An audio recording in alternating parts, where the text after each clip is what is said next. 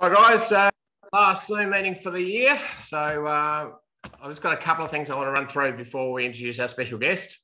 We've got a couple of milestones this week, a couple of boundary umpires who are doing their 50th game, Tristan Maychek and Haytham Adari, so well done to those guys.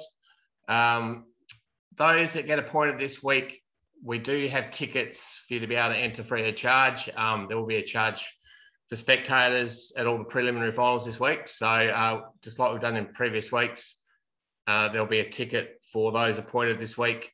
You just need to pick that up at training. If you can't get to training, pick it up from the office on Thursday or Friday.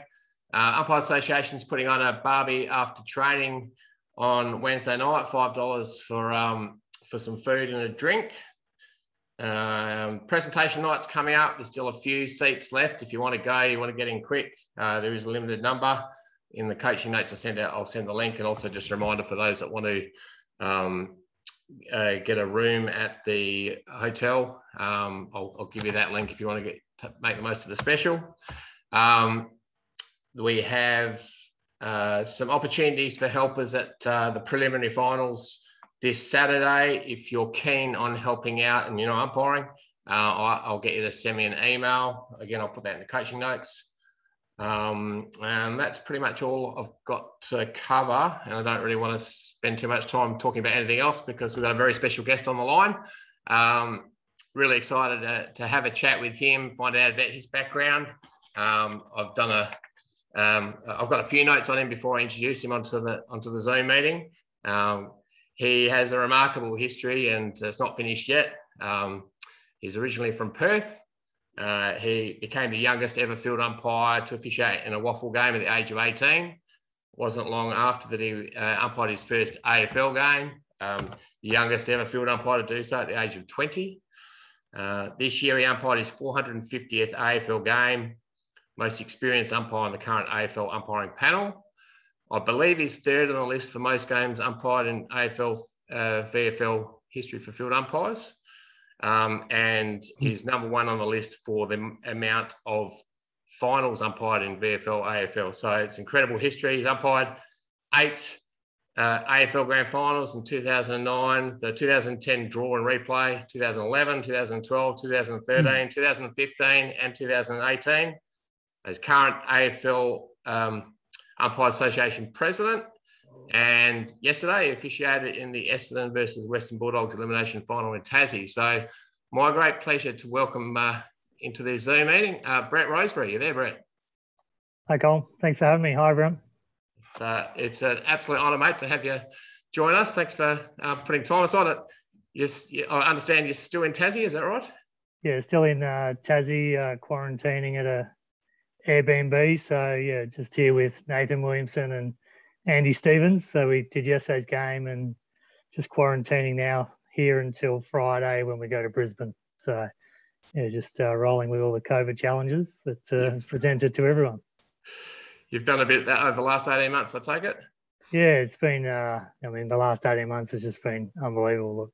Jumping hoops and borders and boundaries left, right and centre. And last year was probably a bit easier, to be honest, because it was a bit more stable. We were just all on the Gold Coast or all in Perth, and you had a clear plan, as where this year's been really day to day, hour to hour, week to week. So sort of last minute, just jumping and going. So yeah, but it's we're almost there, I think. Hopefully, come next year, we can all get back to a normal season, just like all you guys and girls. And I still believe your final season's been cut short by a week or two, which is disappointing for you all. But roll straight into the prelim this week and grand final, no mucking around, straight into it.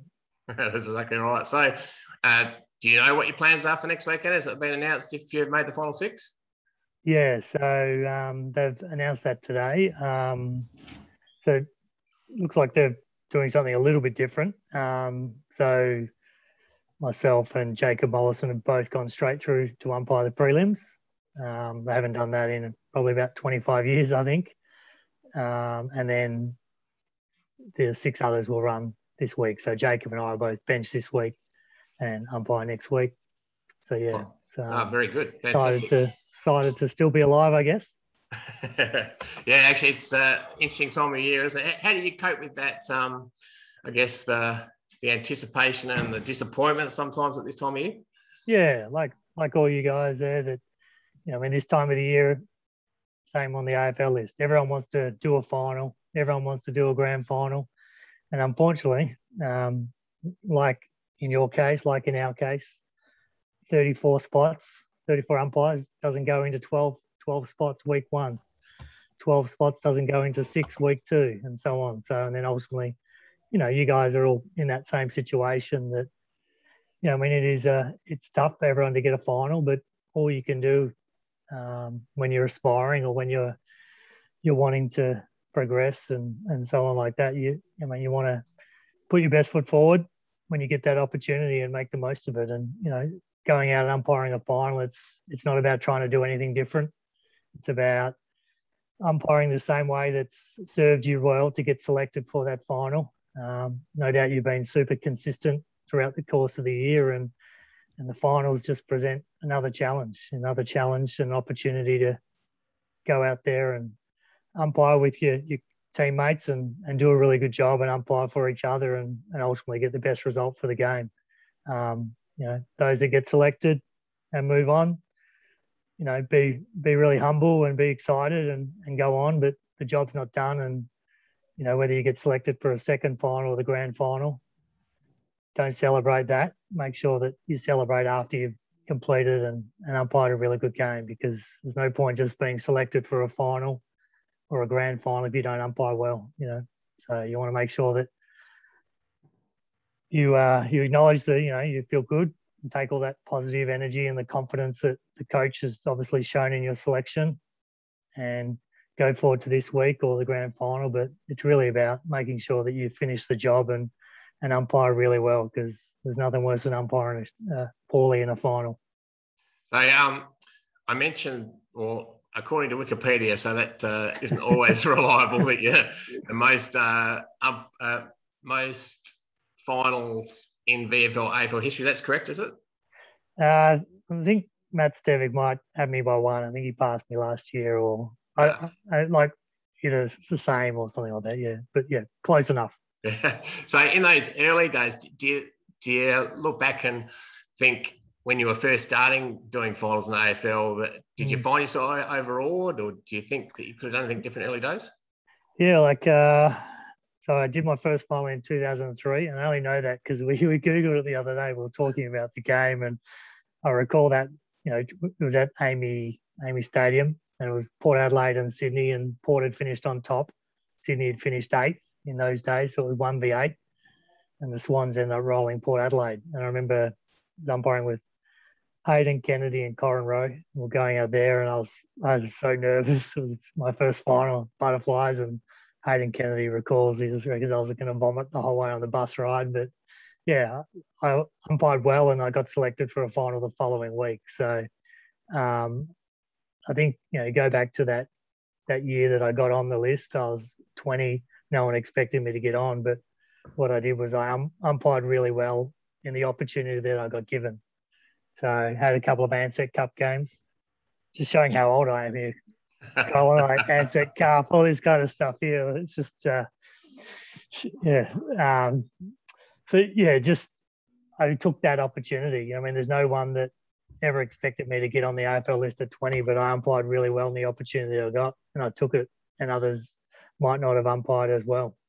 And there's no doubt, same in the finals, and whether it's getting a grand final or whatever like that, it's around taking your opportunity week to week, not thinking too far ahead, just going out and umpiring the best game you can possibly do this week, making sure that the two guys or one guy girl that you're umpiring with, they have their best game ever, and you've got a bit of an attitude around the best team wins. And that's something that I always discuss with the two guys that I'm umpiring with each week, and we just have that real strong attitude around best team wins. And I've seen it over the years that at times they'll pick a team over an individual, type thing. So I think that's a really positive thing to take into your games.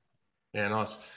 So you obviously started at a really young age. What age did you actually think you wanted to be an umpire, and when did you start dreaming that you wanted to do AFL? Yeah, I guess it happened really quick. I guess I was just running around junior footy in a competition like the guys you're all umpiring in, and I wasn't the most talented footballer, but I used to love running around abusing the shit out of the umpires. And and one day I got so frustrated with the umpiring group, I rang up the local umpires boss. So I gave you a call, Cole, and I said, how do I get involved? Because your blokes are shit. I reckon I can do a better job.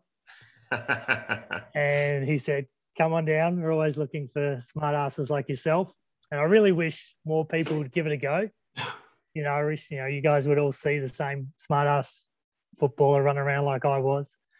And you really wish they'd get involved or give it a go, because you never know what could come out of it. And I really enjoyed it. The following week, I went down and umpired an under-10s game, enjoyed it, and never looked back. Kept playing for another 1 or 2 years, and then got invited down to the Waffle State Development list and just went from there. Yeah, no, it's a true story. The guy that motivated me to get into umpiring, I couldn't stand watching him umpire when I was following footy. And it turned out, Max Casacaria, and it turned out when I took on this job, he was in the umpiring panel. So there you go. He's actually a good umpire, but it's funny how certain bad umpires in your mind motivate you to get him. Dean Margetts is a quick story. He used to umpire me when I was playing junior footy, and I've never forgiven him. He paid holding the ball against me in a final. And then I abused him, and he paid 50-metre penalty against me, and we lost the final. So I've never forgiven him. So whenever he's umpired AFL and I see him paying unwarranted to hold the ball, I text him and say, you're still paying those unwarranted to hold the balls, Dino? Nice one. So you mentioned before how long you've been involved. What's the biggest thing that's changed from when you first started in AFL to now? There's been lots of things. Obviously, different game styles that last for 3 to 5 years in each block. So probably in my time, 21, 20, 22 seasons this year, we've seen, different phases of game styles, and probably the big changes around tackling, that we've seen. That when I first started, there might be 60 tackles in a game. And then probably about 3 or 4 years ago, we were over 200 tackles in some games. And more recently, it's come back a little bit, but we had 170 tackles yesterday. So, as you know, when the tackle count's higher, it's massively contested. Numbers around the footy make it a lot more difficult for us. Every time there's a tackle, we all got more decisions to make. So it's been, this year with the stand rule, adapted to that. But the stand rule's made it easier in some regards for us. It's, give us extra things to do. But if you get teams like Geelong or West Coast to umpire who are high mark possession teams, you just blow marks all day. So you're actually not umpiring much other than maybe a long kick to a marking contest occasionally. So it really has changed. And like anything, as umpires, you don't know what you're going to get on any given day. So all you got to do is be prepared, be able to read the game, how it's evolving, adapt if you need it from an umpiring perspective around, some days you need to be stronger in your management if the games are getting out of control, or protect the ball player a little bit more around if needed. Other days you can sit back and let the players just bash and crash and just pay the major and obvious ones that jump out. So 21 years or we've seen a lot, I guess, in game styles. And as you know, year to year the rules changes. So that's probably the thing. We just roll up and come back in November. Hopefully by January they've decided on what rules they want in play, and we might get to practice them for a couple of weeks before we get into round one. So I think we just roll with it. I think that's, the resilience of the AFL list has been really, really good over the last couple of years. And I think just over the generally just rolling with whatever the changes are, just give us great clarity around what you want. Because I think you guys all be the same, as we can umpire any which way you want us to umpire. Just tell us what you want and give us great clarity so we can try and be as consistent as we can as a group. The social media phenomenon's certainly taken over. It would have to have noticed the greater scrutiny on umpires and AFL. How have you handled that change? Yeah, I guess it's, it's give an avenue for every arsehole out there to have an opinion. And most of them invested opinions, whether they're wearing their scarf over one shoulder or one eye. And, early days I was on Twitter and so on, but it just, as much as I tried to use it from a positive aspect around engaging, connecting with umpires around the country, there was just too many negative trolls on there that it just becomes counterproductive. So, I think what you're going to do is have people you trust in your corner, whether it's your coach, mentors, or your other trusted umpires on your list and panel that you respect their opinion. I wouldn't recommend anyone going looking for social media comments after a game. I think it's not, it'll really stuff with your head and your headspace, and it will eat away at you. People can laugh it off and you can see some comments occasionally, but I just think it's pretty negative environment, and there's no point just going looking for all the positive stuff and just trying to take the positives out of it. I think it's have good mentors around you, have people you trust, have trusted other umpires that you value their opinion, and it's okay to be negative on your own opinion. I know as an umpire we're all the harshest critics of ourselves, so I don't need to go looking for it on Twitter or social media. I'm one of the harshest critics of my performance, and I think you would all be too, around wanting to improve and make sure that you're doing the best you possibly can and not making an error again, and try and learn from every umpiring experience that we get.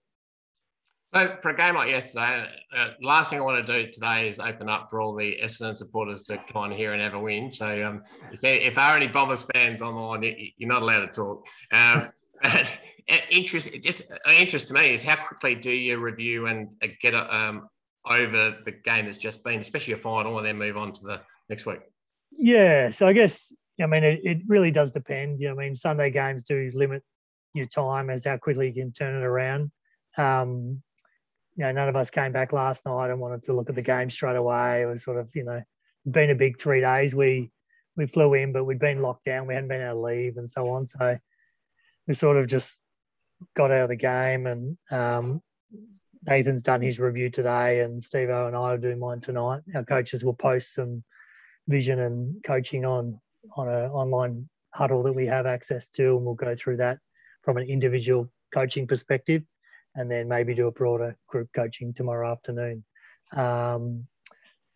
If you get a Friday or Saturday game, you probably tick it off over the weekend at different stages. But I've worked all day today, so still managing, juggling work on top. So I'll have a little bit of a look later on.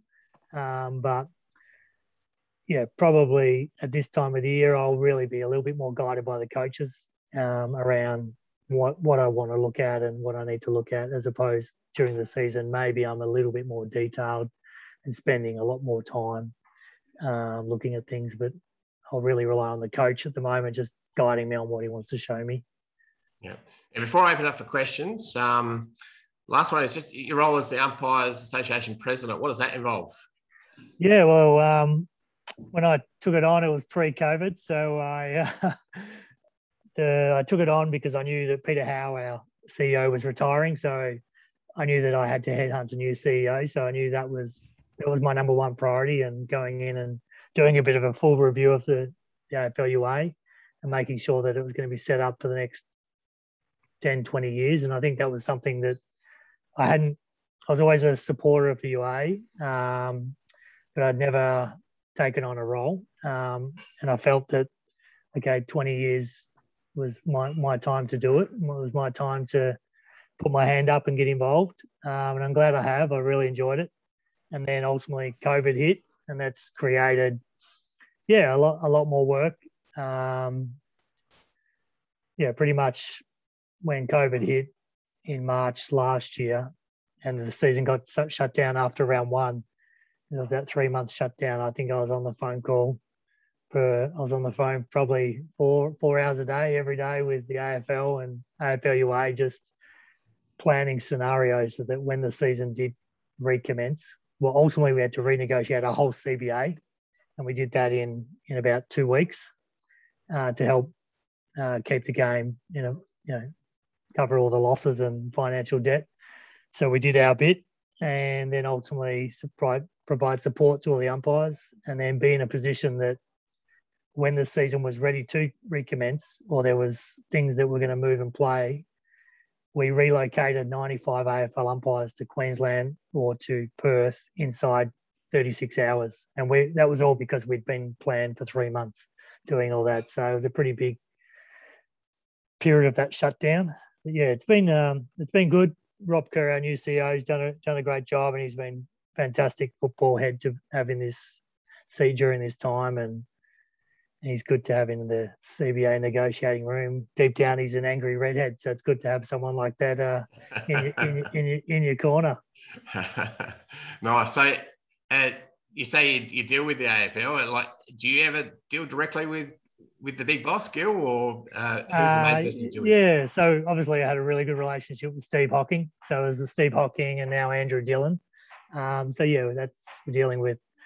Obviously, it was Grant Williams and now Dan Richardson, mostly the head of the umpiring, but then ultimately Steve Hocking and now Andrew Dillon that we deal with on a weekly basis. The relationship's never been better, and I think one thing that COVID has shown the AFL is, one, how important the umpires are, but two, how amazing the umpires have actually been and flexible and helped get the seasons done last year and again this year.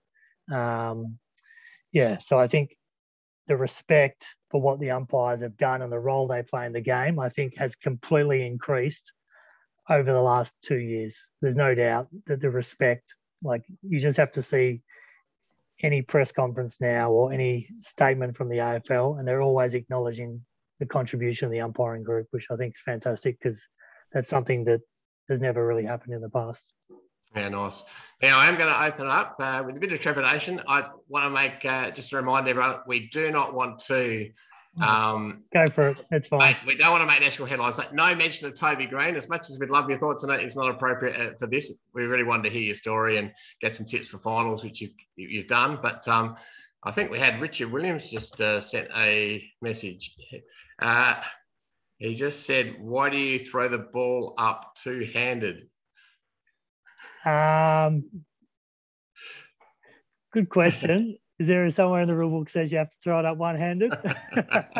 Not sure. To be honest, this is it's stupid, but I find I throw it up straighter two-handed. For some reason, I always throw it offline one-handed. So that's the only reason that I do it. He reckons you had a recalled throw up at the game. I think we've all done that at some stage. But well, yeah, I won't justify that, but I was standing on the cricket pitch that come off, and I was trying to do it so quickly. I was walking back, and only umpiring people knew that I'd recalled a throw up. No one else did, because it just didn't look like anything happened. Very good. Does anyone else want to unmute themselves and come on the Zoom and have a chat with Brett? Yeah, Cole, I will. It's Raymond, mate. How you going? Brett, how are you, mate? My name's Mike. Hey, Mike. Mate, well done on your career. But I've always wanted to know, and a few of us out there have started to do it because we just think it's elite. The one hand, the one arm, wearing one sweatband, mate. Where did that come from? Oh, well, so again, we'll go back to Dean Margetts. He works in umpiring, a similar type role with Colin, and he goes around to all the community groups. He sees all these umpires with one arm sweatband, and he's going over the saying, "Where's your two sweatbands?" And all the young kids going, "Well, Brett Roseberry wears one. Why can't I?" So I don't know. I just I did wear two at one point, but I just for some reason have always worn one sweatband for a long period of time. So I'm not sure why or how, to be honest. No, mate, well done. That's awesome. I always thought it was me that was influencing the group, but obviously it's you, so well done. And, mate, I agree with the two-handed ball up, mate, is wicked as well. So Richard can probably learn from the best in you. Well done, mate. Awesome. We're hitting the big issues, aren't we? And someone just sent a message to Mike to ask whether he bought his wife some flowers. Last week we heard a domestic that he was unmuted, and we heard the whole argument going on with his wife. So that was the old Zoom unmute. That's so a few people have been caught out this year. No, Smitty. Yeah, just checking out that Mike's okay this week. So we're going to look after each other, as Brett said. So well, we had Nathan Buckley on our coaching session 2 weeks ago just to have a chat to our group around leadership stuff. And I think everyone on the room was hoping that his new girlfriend was going to walk in the background through a room at one point, but unfortunately, no luck. Now, if you can see the chat, Brett, I warned you that I thought Lee Housen would hijack our Zoom, and he's put himself in as Richard Williams, I can see, because the comment. Okay. Yeah, I don't need to read that out, but that's all right. Well, I thought Lee might have been joining today, and I hear he's moving back to Adelaide, and I thought, okay, well, he's obviously going to go straight into your league because he can't get a game at the AFL, so maybe it was straight back into your comp. We'll have to think whether we want to have him or not, but yeah. So anyone else got a serious question for Brett? Hey, Brett, it's Barry Lewis here, been around a while. The nominating the ruckman, do you find that imposing or a waste of time or ridiculous or what? Yeah, it's a good question. I'm actually on the AFL competition committee. Got invited on there this year, and we had a meeting during the week, and that's one thing that's come up for review. It was really interesting hearing, the football people's insights around it, because I think when you're watching a game, it's a little bit of a pain in the ass. And then hearing it, it's annoying when we don't get the nominations, I guess. It was brought in, one, to get rid of third man up and protect the ruckman, the art of the ruck. And then secondly, to protect their safety. So people weren't jumping in with their knees, or we weren't having ruckman coming from different angles. So it was really interesting on the competition committee last week around, do they want to keep that for next year or review it? I would like it to maybe go, and let's give it a go. But I think we would need to have some rule around the direction that players can come from to contest. Because if you've got Brodie Grundy coming from your normal straight towards the boundary umpire, and then all of a sudden you get Ollie Wines decide to come from the side on, I think you're going to have some big collision injuries, and it's going to cause a lot more issues around blocking and stuff like that. So, I think it can play a role. It's just, and this is the challenge, right? It's ruck nomination, but as you see in the AFL, most of us do the nomination. We don't even ask the players anymore. We just tell them who it is. So it's sort of morphed into something that's not what it was originally designed for. But yeah, when you have your next meeting, get rid of it. Tell them Barry Lewis said so. All right, no worries. So I think a lot of the guys or the people on the competition committee, I think we're in that favour. But then someone like Brett Ratton, he was completely opposed to it. Now I'm just trying to work out whether he was opposed to it because he's got two good ruckmen and they can dominate when there's a contest. If you remove that, then maybe their ability to dominate the ruck contest. So there's a little bit of self-serving interest on that committee at times, depending on who speaks. I guess the umpire is really, again, the only person that's impartial with it all. Yeah, nice. Thanks, Barry. We've got about 6 minutes left. Anyone else? Yeah, I'll have a go, Colin. Yeah, Adam, far away. Brett, you've obviously been umpiring for a very long time. What's been the secret to your longevity? Yeah, I guess I've always said to anyone like that gets on our list, I'm like, make sure you really enjoy a few weeks in the off season. Get away, travel every year you can. Because we're working and it's pretty consuming and full on. And I think every year I've always gone away, made sure I've decompressed, had a break mentally and physically, travel, live your life a little bit. So live your life whenever you can. And then come back, start pre-season refreshed, and you go again. You know what I mean? That's really been something that I've always wanted to do. So this year's going to be a challenge. Looks like we can't go anywhere. So hopefully I get to Perth and then maybe I can see the family for a few weeks.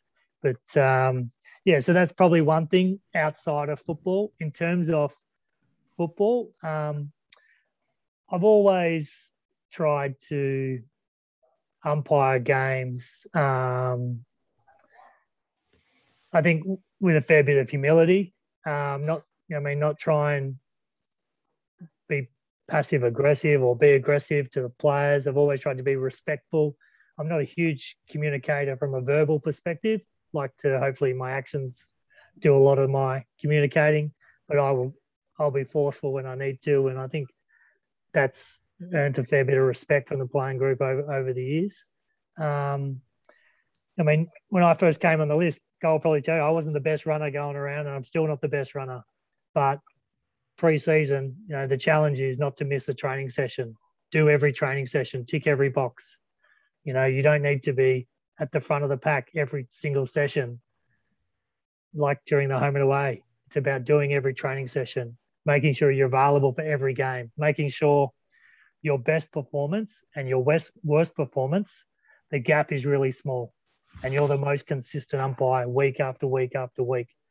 Because umpires that have a good one here and a poor one here, or good, poor, you want to have really consistent every week. And I think that's always what I've tried to go at every week and make sure my best and my worst is pretty close. Awesome. Thank you. Anyone else? Yeah, Brett. Colin. We'll go Dave. Yep. Brett, it's David Palmer here. Now, you mentioned you've umpired the drawn 2010 grand final. Now, at that point in time, would you have preferred extra time rather than a replay? Yeah, so my bank account says replay, but I think emotionally would have been extra time. I've never felt like crying more coming off at the end of the game. I think grand final week is such a huge week. It starts from post prelim, not knowing whether you've got the grand final until pretty much Monday afternoon. So it's such an exhausting 2 or 3 day wait, and that emotional roller coaster you're on week, and then knowing that, okay, grand final is the end of my season. Saturday night, our grand final ball. We're going to have a party. We're going to do a good game. That's it. Silly Sunday on the Sunday. There we go. The weekend's planned. And then drawn grand final, walked off. It was such a bizarre feeling, 100,000 people at the G in silence. It was just the most bizarre feeling. Got down the race. We're just sort of laughing or crying.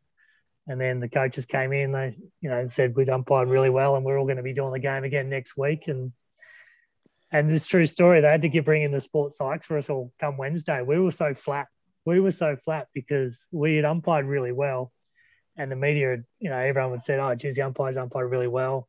And I was like, geez, we're on hiding to nothing here. Well, I'm not sure we can umpire any better next week. But we were just flat because we didn't get to go to our grand final, or we went to the grand final ball for literally 40 minutes to walk in, show our faces and leave. We missed the silly Sunday, so all the other umpires can still do this silly Sunday on the Sunday and got to have their end of season. And we were sitting at home and had to prepare for another grand final. Still tongue-in-cheek. Yeah, it was clearly to get to do another grand final is a huge bonus and